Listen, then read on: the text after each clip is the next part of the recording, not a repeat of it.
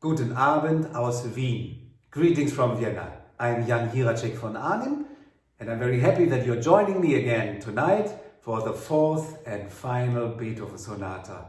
It's been a lot of joy to do this project for Boston Conservatory at Berklee, and I'm almost sad to say goodbye to you after tonight's sonata. First, let me state the obvious. My hair. It's getting longer and longer, and that's because we still have our hard lockdown here in Vienna. That's also why I'm once again performing from my living room. The sonata I chose for tonight is a sonata that's always been close to my heart. I simply love the wit, the funny ideas, the humor in this music. And of course, humor is also a big part of Beethoven's character. I mean, really think about 1801 to write a classical style sonata starting with an upbeat G in piano and then the G major chord. And that's it. Have a rest. Another rest. No, right forte. And why don't we now start in F major? Very witty, wonderful ideas really throughout this sonata. And let me just mention something that might be interesting for some of you. There's this fantastic book, Tristram Shandy by Lawrence Sterne, which was written in the middle of the 18th century.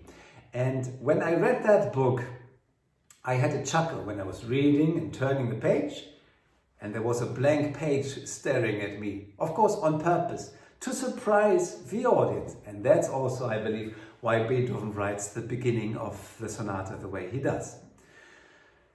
The second movement, it always reminds me of an Italian opera star, someone like Cecilia Bartoli, the fantastic soprano who has this beautiful vibrato in her voice.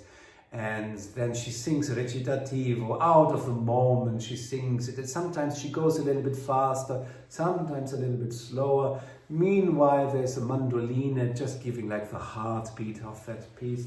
And a note to students, there are staccato signs on all of these notes. Please remember that a staccato sign does not have to mean that we have to be very short and very active in these notes. It can mean many, many things. And in this case, in piano, I'm reminded of something that Frédéric Chopin, the great piano teacher, once told his student. Think of the tip of a wing of a butterfly that touches the key. That's what we need to look for here. I'm a little bit reminded of Don Giovanni. Feins Liebchen, komm ans Fenster.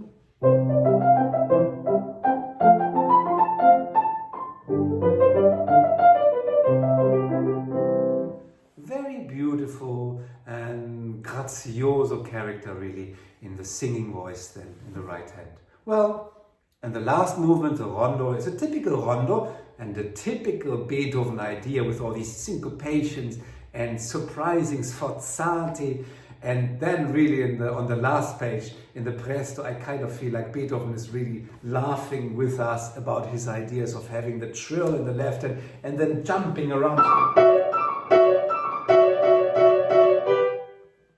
Very nice to play this piece.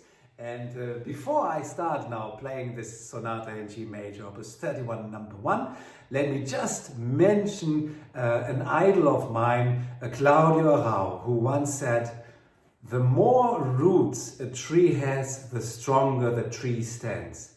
And so I invite all piano students listening, stay open and stay hungry to learn as much as you can throughout your life. And it does help, I strongly believe, to read, for example, a biography about Ludwig van Beethoven, for example, the great one by Jan Swofford, or read the classical style by Charles Rosen to have more background information. It gives you so much inspiration to know more about the life of the composer and really to know more about the typical structure of a classical piece.